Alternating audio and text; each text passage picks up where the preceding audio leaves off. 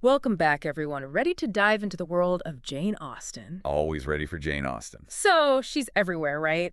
Movies, TV shows, you name it. But what's so captivating about this author who, let's face it, wrote about a very specific time and place? It's fascinating how her novels continue to resonate with readers Mhm. centuries later. Like her observations about human nature, social dynamics, the intricacies of love. Uh-huh. It's as relevant today as it was in the 19th century. Timeless, huh? All right, well, we've got Jane Austen, Life, Works, and Legacy to guide us today. So let's start with the basics. Austen lived a pretty short life, right? Yeah, that. Born in 1775, gone by 1817, 41 years. Yeah. That's wow. It is remarkable, isn't it? Especially when you consider the impact she made. Imagine creating such a lasting impact in just 41 years. And it wasn't a solitary life either. She was Hmm. born in Steventon, Hampshire, part of a big family, 6 brothers. Whoa, 6 brothers. That's right. And a sister named Cassandra. Cassandra. Now, she is important in this story, right? Oh, absolutely. We wouldn't have nearly as much insight into Jane Austen's life without Cassandra. Because of the letters. Exactly. Cassandra saved those letters, which is like a goldmine for Austen scholars. It's like peeking into her private thoughts. Absolutely. They give us this vivid picture of her daily life, her relationships, even her, shall we say, candid observations about the people around her. Like we get to see her sharp wit, that famous Austen wit shining through, Precisely. even in her casual correspondence. So we've got this observant, witty woman, and she wasn't shipped off to some stuffy boarding school. Our source says she was homeschooled. Primarily by her father, a clergyman. Do you think that had an impact on her writing? Undoubtedly. Her father had an extensive library, and we know Austen spent a lot of time reading. A crucial ingredient in developing her craft. It Absolutely. makes you wonder if she pictured herself as this famous novelist back then, surrounded by all those books.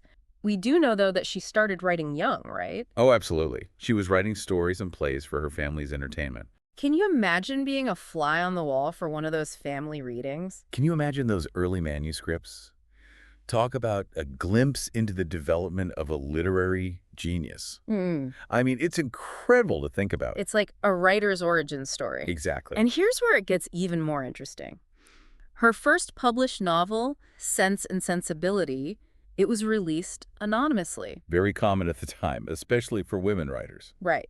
Still, in 1811, to put your work out there anonymously, it makes you wonder if Austen had any idea what her writing would become. Right. Did she have any inkling that her work would captivate readers for centuries? It's amazing to think about. And Sense and Sensibility, that was just the beginning. Then came, arguably, her most famous work, although it wasn't originally called Pride and Prejudice. You're talking about first impressions. Yeah.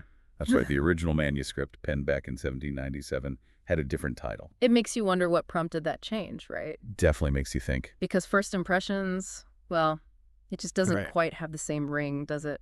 Not quite the same impact. And think about this, it took years, almost 2 decades, for Pride and Prejudice to see the light of day. Talk about dedication. It really speaks volumes about her commitment to her craft. She wasn't content to simply publish. She wanted it to be perfect. Exactly. She wanted to refine, rework, and polish until it met her exacting standards. And then there's Northanger Abbey, finished in 1803, but get this, left unpublished until after her death. It's incredible, isn't it? It makes you wonder what other gems might be hidden away or unfortunately lost to time. Right. But even in these early works, we see those classic Austen elements emerging. The wit, the social commentary, those deep dives into relationships. Which are just as compelling today. Exactly. It's remarkable to see those themes, love and marriage, social status, family dynamics, already so present in her early writing, like they're woven into the very fabric of her narratives. And speaking of those themes, let's dig a little deeper, shall we? Because Austen's take on love and marriage.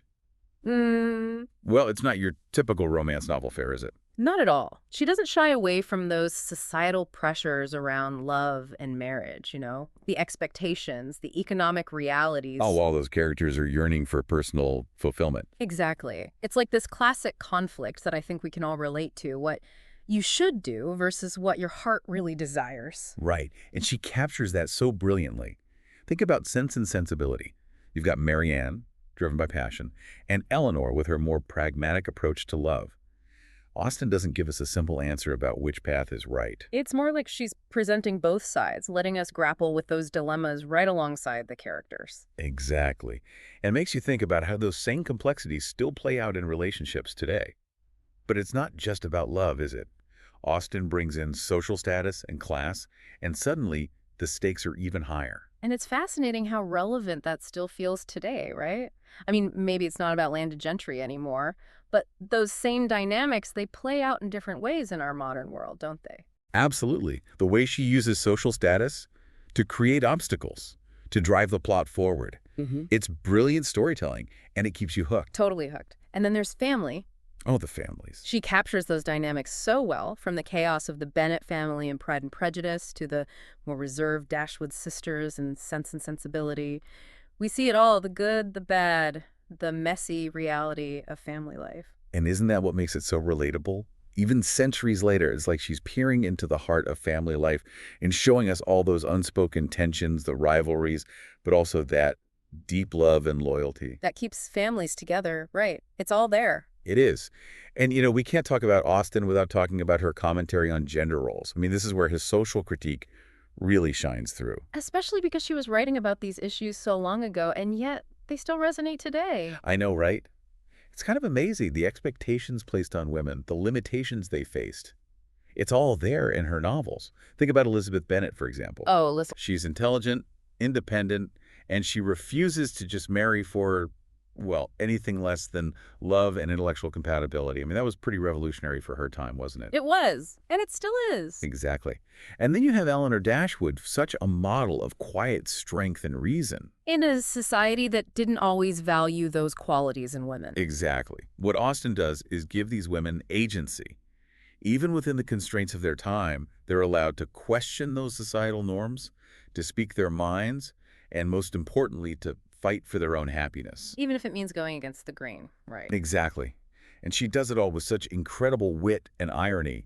It's subtle, but she's always poking fun at those social conventions, those little human foibles that make us who we are. It's what makes her writing so fun to read. It is. You can tell she's this keen observer of human nature, and she's not afraid to use humor to expose hypocrisy, to challenge the status quo.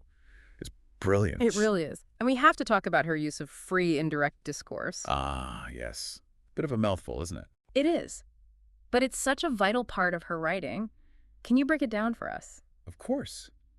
Imagine you're reading, and suddenly you are inside a character's head. You know their thoughts, their feelings, as if the narrator has stepped aside for a moment. So we're seeing the world through their eyes. Exactly. It creates this amazing sense of intimacy with the characters. You're not just observing from a distance anymore. You're experiencing those emotions, those internal conflicts. It makes you feel so connected to the characters. Right. And Austen was a master of this technique, which, if you think about it, was pretty groundbreaking at the time. It's everywhere in literature now, but she was one of the first to use it so effectively. Absolutely. And another thing that makes her work so timeless, her characters, we believe in them, we root for them, we get frustrated with them. They feel like real people. Exactly. And that's no accident. It goes back to her dedication to her craft. Remember, years of revising, refining, making sure that every detail, every line of dialogue felt authentic. Right. Like every word mattered. Exactly. And speaking of words that matter, we can't forget Persuasion, her final novel. It was published after her death, in 1818. Persuasion hits a little differently. It's got this melancholy beauty to it. It does, doesn't it? It's like a farewell in a way. There's this sense of reflection, of second chances. Of time lost and found. Exactly. We see Anne Elliot, and she's amazing, right? This woman who's loved and lost, and she's dealing with all this regret, but there's also this flicker of hope. It's incredibly moving and powerful. And for me, Persuasion shows us how much Austen had grown as a writer. She wasn't afraid to explore those deeper, more complex emotions. And that is the mark of a true literary master. What do you think? It really is. And it's funny, when you think about Austen's own life, it kind of makes you wonder. What's that? Well, she wrote about love and marriage a lot, but she never actually, Never married herself, that's right. Exactly. Makes you think about how her own experiences, or lack thereof, might have shaped those stories. It's one of those intriguing biographical details, isn't it? Mm. I mean, we can only speculate about the reasons. Mm. But it definitely adds another layer to our understanding of her work. Right. It's like she was able to observe those complexities of relationships, maybe with a bit It's more. attachment. Yeah, since she wasn't personally caught up in all those societal pressures. Interesting. Like she had this outsider-insider perspective, immersed in that social world, but also able to step back, observe, and critique. Exactly. With that trademark Austen wit, of course. Mm. And it makes you think how much of her own life, her own observations about society, those pressures on women especially, how much of that is woven into those novels, even if it's hidden within the fiction. Oh, absolutely. You can't separate an author entirely from their work. And with Austen, those novels give us this amazing window into her world. The social dynamics, the values, it's Yeah. all there just below the surface. So as we wrap up this deep dive, what would you say is Austen's most enduring legacy? Why are we still talking about a writer who lived centuries ago? Because she captures those timeless elements of what it means to be human, the longing for connection, the complexities of love and family. Those things transcend time and place. Exactly. And she reminds us that even in those everyday moments, those seemingly ordinary interactions, there's always something more going on beneath the Oh, surface. absolutely. There's always something to be observed, something to be learned, something to laugh about, even when it comes to our own human foibles. And she reminds us to pay attention, right? To find the humor, the irony, those little details that make life so interesting. And she reminds us of the power of stories. Stories have this incredible ability to transport us, to make us think, to challenge our perspectives. And Austen was a master storyteller. She really was. Well, that about wraps up our deep dive into the world of Jane Austen. Thanks to everyone for joining us today, and a huge thank you to you for sharing your insights. It's always a pleasure to talk about Jane Austen. Until next time, everyone, happy reading.